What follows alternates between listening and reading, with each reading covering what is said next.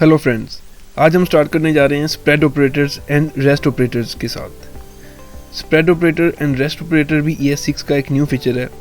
सबसे पहले देखते हैं स्प्रेड ऑपरेटर किस तरह से काम करते हैं। स्प्रेड ऑपरेटर में आप अप्लाई कर सकते हैं अरे पे एंड ऑब्जेक्ट पे। लेट्स सपोज आपने एक न्यू अरे क्रिएट करनी है, कॉन्स्ट न्यू अरे। तो इसमें आप क्या करेंगे, सबसे पहले एक न्यू वेरिएबल डिफाइन करेंगे, देन आप उसको एक अरे असाइन करेंगे। तो इसमें जो आप कंटेंट पास कर रहे हैं, जो वैल्यूज़ पास कर रहे हैं, वो सिर्फ दो हैं, 1 एंड 2, और बाकी आप चाहते हैं कि किसी और अरे से आएँ। लेट्स सपोज ये एक ओल्ड अरे है जो कि आपने पहले से डिफाइन करके रखी हुई है, जिसमें एक वैल्यू है 0। लेट्स सपोज उसमें एक वैल्यू है 0। आप चाहते हैं कि इस न्यू अरे के अंदर जो 3 वैल्यूज़ आएँ जिनमें 0, 1 एंड 2 हो।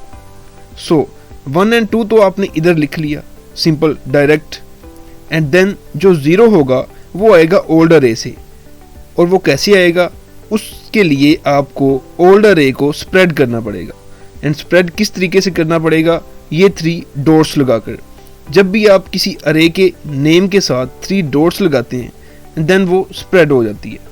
उस स्प्रेड होने का मतलब ये है कि उसके अंदर जितनी भी वैल्यूज़ होंगी वो आपकी न्यू अरे के अंदर एज इट इज़ कॉपी हो जाएंगी।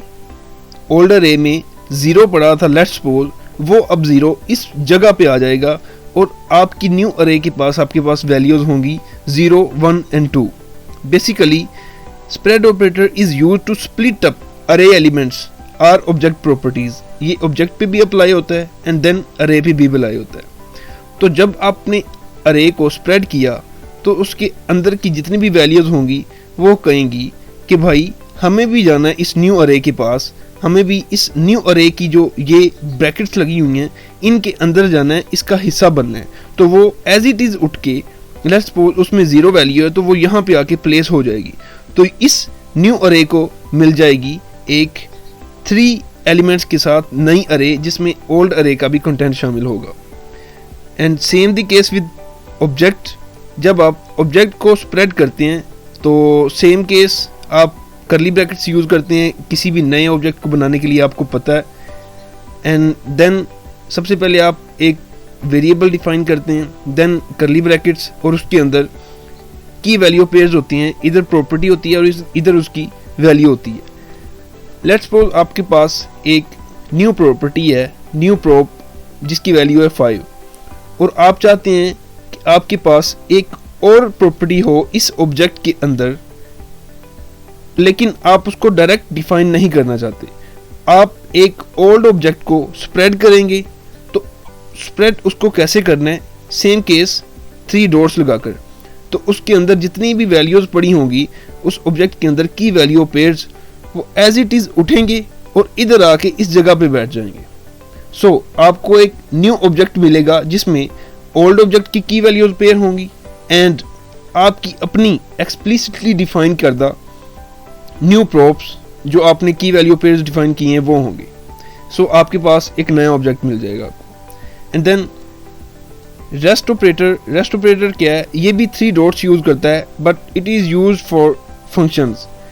लेट्स सपोज आपने एक फंक्शन डिफाइन किया है, फंक्शन लिखा है sort args, जिसमें आप कुछ आर्गुमेंट्स ले रहे हैं एंड देन उस आर्गुमेंट्स को सॉर्ट कर रहे हैं। तो आप जब भी इस फंक्शन को कॉल करेंगे sort args को, तो इसमें जितनी भी आप वैल्यूज़ पास करेंगे, आप लेट्स सपोज 3 आर्गुमेंट्स पास करते हैं उसको, तो उसमें जितनी भी वैल्यूज़ पीछे से आ रही होंगी वो यहाँ आके आप args लिख के 3 डॉट्स जब लगाएंगे तो वो स्प्रेड हो जाएंगे।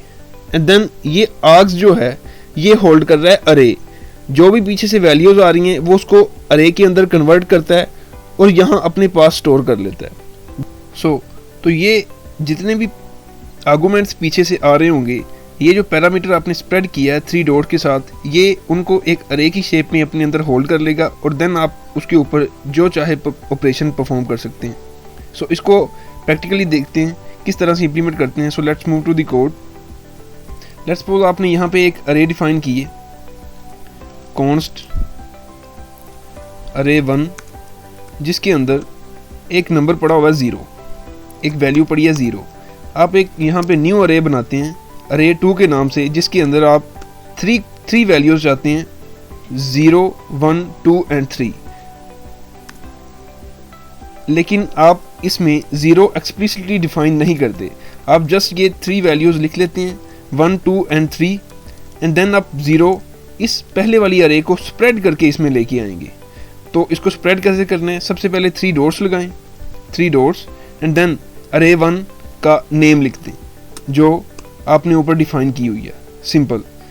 तो होगा क्या, यहाँ पे ये अरे के अंदर जितनी भी वैल्यूज़ हैं वो सिंपल यहाँ से उठ के इधर आ जाएंगी, इस पोजीशन पे वो यहाँ पे कॉपी हो जाएंगी।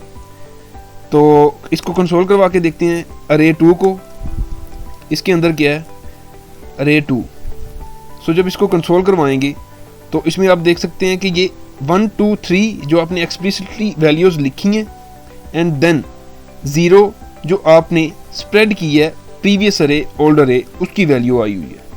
सो ये तो हो गया अरे के साथ केस। अब ऑब्जेक्ट के साथ देखते हैं। लेट्स सपोज यहाँ पे आप एक ऑब्जेक्ट डिफाइन करते हैं ऑब्जेक्ट 1 के नाम से, जिसमें एक प्रॉपर्टी है नेम और उसमें है लर्नर्स। इसमें एक नेम पड़ा हुआ है, प्रॉपर्टी की वैल्यू पेड़ पड़ी है नेम और उसकी वैल्यू है लर्नर। एंड देन आप एक न्यू ऑब्जेक्ट डिफाइन करते हैं obj2, जिसके अंदर एक ऑब्जेक्ट पड़ा हुआ है एंड उस ऑब्जेक्ट के अंदर एक की वैल्यू पेयर पड़ा हुआ है नेम 2 के साथ, नेम 2 एंड नेम 2 में प्रॉपर्टी पड़ी हुई है लर्नर्स 2 के नाम से।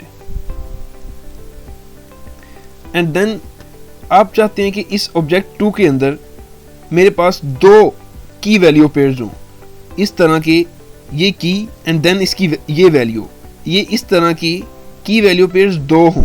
लाइक यहाँ पे एक डिफाइन है और आप चाहते हैं 2 हों, लेकिन आप एक्सप्लिसिटली उसको डिफाइन नहीं करना चाहते। आप चाहते हैं कि जो ओल्ड ऑब्जेक्ट मैंने डिफाइन किया हुआ है, बनाया हुआ है, उसी की वैल्यू यहाँ एज इट इज़ मेरे पास आ जाए। तो आप क्या करेंगे, ओल्ड ऑब्जेक्ट के नेम को स्प्रेड करेंगे 3 डॉट्स के साथ obj1 एंड देन होगा क्या कि इसकी सारी वैल्यूज़ प्रॉपर्टी की वैल्यू पेयर्स यहाँ आके स्प्रेड हो जाएंगी, यहाँ कॉपी हो जाएंगी। एंड देन इसको कंसोल करवा के देखते हैं कि क्या वैल्यू आ रही है। Object 2 console obj2। सो जैसा कि आप देख सकते हैं, एक ये obj2 को जब हमने कंसोल किया तो ये एक पूरे का पूरा ऑब्जेक्ट कंसोल हो रहा है, जिसमें ना कि सिर्फ आपकी एक्सप्लिसिटली आपकी इंटेंशनली डिफाइन करदा की वैल्यू पेयर है, जबकि इसमें आपकी ओल्ड ऑब्जेक्ट की वैल्यू पेयर भी मौजूद है, जिसमें name learners and then name 2 learners 2 है। सो ये है स्प्रेड ऑपरेटर। एंड देन हम रेस्ट ऑपरेटर देखते हैं कि रेस्ट ऑपरेटर क्या करता है फंक्शन के केस में। तो रेस्ट ऑपरेटर के लिए हम एक यहाँ फंक्शन डिफाइन करते हैं, function sort arg and then इसके अंदर एक आर्गुमेंट पास करते हैं arg एंड देन यहाँ कंसोल करवाते हैं इस आर्गुमेंट को arg। यहाँ हम फंक्शन को करवाते हैं कॉल और इसमें वैल्यू देते हैं 2। तो देखते हैं कि क्या आउटपुट आती है। सो इसको रन किया तो हमारे पास 2 कंसोल हो रहा है। लेकिन अगर हम चाहते हैं कि यहाँ 2, 3, 4 ये 3 वैल्यूज जाएं, लेकिन यहाँ पे हम अलग-अलग इनके लिए आर्गुमेंट 1, आर्गुमेंट 2 ये इस तरह से हम एक्सप्लिसिटली बार बार नहीं लिखना चाह रहे। तो हम क्या करेंगे, इस आर्गुमेंट को हम रेस्ट ऑपरेटर के थ्रू यहाँ पे इम्प्लीमेंट करेंगे। तो ये जितनी भी वैल्यूज़ पीछे से आर्गुमेंट्स आ रहे हैं वो एज इट इज़ जाएंगे और यहाँ इसमें अरे की फॉर्म में कॉपी हो जाएंगे। सो आप क्या कर सकते हैं, जब आप यहाँ कंसोल करवाएंगे आर्ग को, तो यहाँ आपके पास देखते हैं आउटपुट में क्या आता है। ये आपके पास एक अरे की फॉर्म में सारे आर्गूमेंट्स आ रहे हैं। सो आप इस अरे के ऊपर कोई भी ऑपरेशन परफॉर्म कर सकते हैं। Let's suppose argument dot sort, आप इसको सॉर्ट कर सकते हैं। आर्गूमेंट डॉट फिल्टर, आप इसको फिल्टर कर सकते हैं, फिल्टर का फंक्शन लगा सकते हैं। ये एक अरे है आपके पास, इस पे आप अरे का कोई भी ऑपरेशन परफॉर्म कर सकते हैं। सो ये था रेस्ट एंड स्प्रेड ऑपरेटर्स जो कि हमने देखे इस वीडियो में। चैनल को सब्सक्राइब करना ना भूलें। कोई भी आपका प्रश्न हो तो कमेंट में सुझाव देना ना भूलें। मिलते हैं नेक्स्ट वीडियो में, तब तक के लिए बाय बाय।